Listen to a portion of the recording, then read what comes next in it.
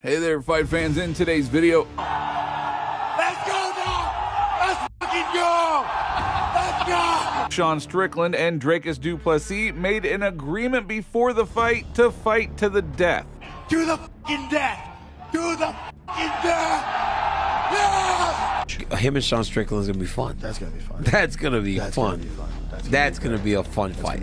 Jon Jones has shown some discontent with Khamzat Chimaev's recent assertion that he could actually beat him. Jones also responded to fans who accused him of deliberately avoiding the Tom Aspinall fight.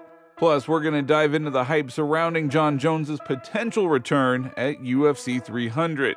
Indeed, there is a cloud of uncertainty hanging over UFC 300. Despite the anticipation surrounding this monumental event, the lack of marquee names in the main event has left a lot of fans skeptical about its potential success. And then at the end of the video, we have got a jaw-dropping revelation from Joe Pyfer. He has brought forth some video evidence that suggests that he packs a harder punch than Francis Ngannou. However, the MMA community's reaction is marked by some mixed opinions. So without further ado, let's go ahead and get started. Now, if you do recall, just last week, Boers made a stunning statement during an interview on the YouTube channel Smile to Jana.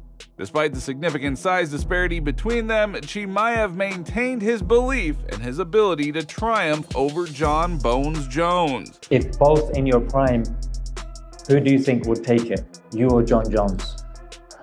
Depends which weight. That's true also. He's now a heavyweight. Of course, always asking. If I ask this guy, he will say, yeah, if you're asking me, for sure, I think I will. Now, while Chimaev's claim might seem rather audacious given the size difference and Jones's status as the heavyweight champ, it's clearly not out of character for Boers. His unshaken confidence has been a hallmark of his entire career. However, rather than engaging in a war of words or even really entertaining the idea of a fight, Jones chose to advise Chimaev that perhaps acknowledging the speculative nature of such a matchup, saying, "Khamzat Chimaev, stop it. Don't let people ask you those questions. No time for the bullshit." Now, meanwhile, Jon Jones is looking ahead to a hopeful bout with Stipe Miocic, a fight that he believes is crucial to his legacy. Jones has even hinted at a retirement post the Miocic fight, feeling that he might have nothing left to prove. And his refusal to commit to a fight with Tom Aspinall, while not dismissing it entirely, just further shows his focus on some legacy-defining matches. But many fans believe that he is actually trying to avoid the fight with Tom Aspinall and Stipe. One fan wrote, "When you gonna stop ducking Tom?" Jones replied with, "Let me heal and give me some Jolly Ranchers." Or, "Why are you ducking Stipe? I think pound for pound he's better and has achieved more than you." Man, I miss these questions. This is what happens when the expectations are high, even after an injury. Nothing's ever good enough. Now, many fans blame Jones for deliberately avoiding the Russian Sergei Pavlovich for a long time. But Jones also had an answer. The greatest fighter of all time is getting old and running away from fights. The 36-year-old lifelong champion is starting to think about retiring. What a shame. Now, personally, I don't know why he should have to fight Aspinall. The fight will not bring him anything significant at this stage in his career. Aspinall, yeah, of course, but Jones, not so much. The UFC is also unlikely to allow one of its main assets to risk fighting a fighter who has clearly not yet proven themselves at Jones's level.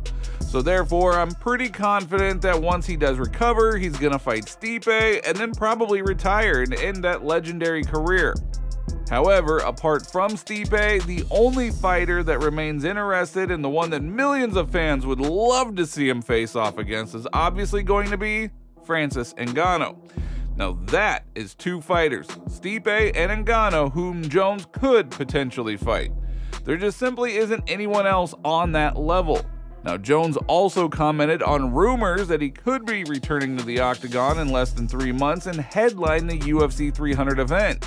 He said, "They actually called me and offered to fight at this event," he posted on social media. They said they just wanted to give me an opportunity. We all knew I wouldn't be ready. My relationship with the UFC is better than ever. Now at the same time, Jones, who did have surgery on a torn pectoral muscle and elbow, made it clear that his recovery is showing a lot of promising stuff, saying, "The progress in rehabilitation is amazing. I have excellent mobility, but I can't work at full capacity yet. Honestly, my elbow hurts the most because there are a lot of nerves there, but I recover very quickly." Now, as you also know, the UFC is gearing up for its largest event of the decade on April 14th. However, many fans are becoming skeptical about the success of UFC 300 due to the organization's struggle to secure prominent stars for the main event. Initially, there was a ton of speculation that Conor McGregor would return after nearly 3 years and would headline the event. However, the Irishman has since dismissed this idea and announced his fight with Michael Chandler during International Fight Week in June. So consequently, the possibility of McGregor headlining UFC 300 was then ruled out. Then it finally became clear that another major star of the promotion, Jon Jones, also would not be a part of this event. Now, Islam Makhachev still will not be able to participate due to Ramadan, which will conclude literally 5 to 6 days before the event, making it impossible for him to undergo any kind of a training camp. Now, certainly the tournament does feature several exciting matchups, but overall it lacks star power. For example, Leon Edwards and Bilal Muhammad, they could fight at that event, but are they the right fighters to lead an event of that magnitude? Now, there are already several big names on the UFC card, and there are already 7 former champs alone, if you count Justin Gaethje's temporary belt. There will be a women's strawweight title fight, a BMF title fight, a lightweight contenders bout, and Aljamain Sterling's featherweight debut. So there are a lot of truly amazing matches at this event, but those apparently are not necessarily the fights that fans want to see. To fight Alex Pereira, UFC 300. If he wants to, I will. But going on record and saying, I'm not a bully. I don't bully smaller guys. But if the smaller guy wants to scrap, can't be him. Now, despite his fight with Dricus du Plessis at UFC 296 in Las Vegas, current UFC middleweight champion Sean Strickland has no personal grudge against his opponent, but he is ready to fight him to the death tomorrow night. Participants in the upcoming title fight concluded the corresponding agreement at a pre-match press conference while shaking hands. To the fucking death! To the fucking death! Nobody's gonna die, but they are gonna have a good go. Sean Strickland said we're gonna fight dick to dick, nipple to nipple. Whatever that means, they're gonna do it. And I'm here for it because it's gonna be a sensational fight. As I said, the crowd were going crazy. A lot of the people, a lot of the fighters on stage, they couldn't even hear. At this moment is why when people are like, why I don't do stare downs, for some reason when I look at a man, so right before, oh, I was about to headbutt him. I was about to try to break his nose. So right before that moment, I was like loading up for a fucking headbutt, and then Dana pushed me back.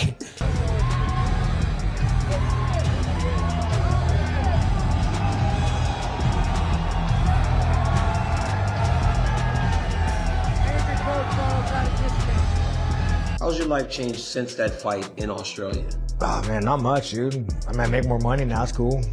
Yeah, it's a little bit more noticeable to Walmart. Dude, I love Walmart. I saw that, and you were like, I'm a little too famous for Walmart now? Bro, Walmart is my favorite store. Bro, Walmart's my only stock that's doing well right now. Walmart, I gotta buy more of you guys. The Walmart's rising. Because we all love Walmart, and Walmart will always be Walmart. You know, I will say these poor need to stop stealing from Walmart. It's gotten so bad. But I can't hate these motherfuckers. Because I used to steal from Walmart all the time. You used to steal from Walmart? Yeah, everybody used to steal from Walmart. Yeah, and like, you know, you put a case of water in your basket. Hey, you didn't scan it. Not my fault. I mean, you never stole anything from Walmart? Oh, come on. You never stole one thing from Walmart? Come on. Sure. I may steal things from Walmart now.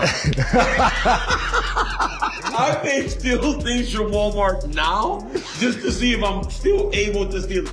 Now, if you recall, the middleweight title fight between Strickland and Duplessis will be the main event of UFC 297, which is taking place tomorrow, January 20th in Toronto, Canada. So it is going to be an amazing fight.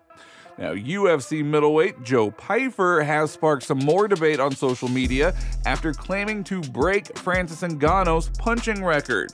Pyfer shared video evidence on the Joe Rogan Experience showing him landing a punch that scored 170,218 units, surpassing Ngannou's record of 129,161 units. So that would suggest that Pyfer hits 31.7% harder than the former heavyweight champion.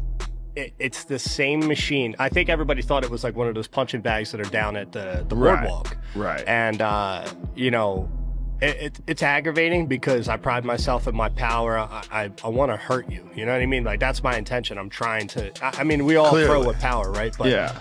I feel like I have a little different intention sometimes. So, you know, I've always prided myself in hitting hard. I've always felt like I hit harder than everybody. Now, sure.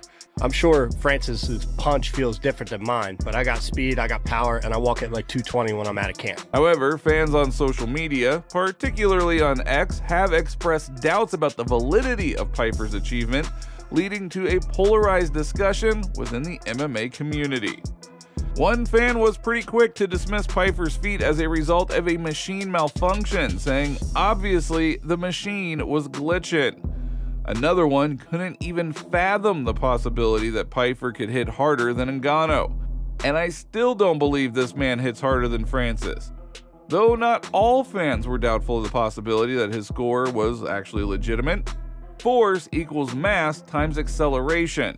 Not hard to believe a man slightly smaller than Francis could create more acceleration and break his record. Others even criticized Ngannou fans for refusing to accept that Pyfer did indeed break the Predator's record. But hey, what do you guys think about that? Leave your thoughts down in the comments below. That is all for today. If you liked the video, don't forget to like and subscribe to the channel because it is very important to us, and thank you all in advance.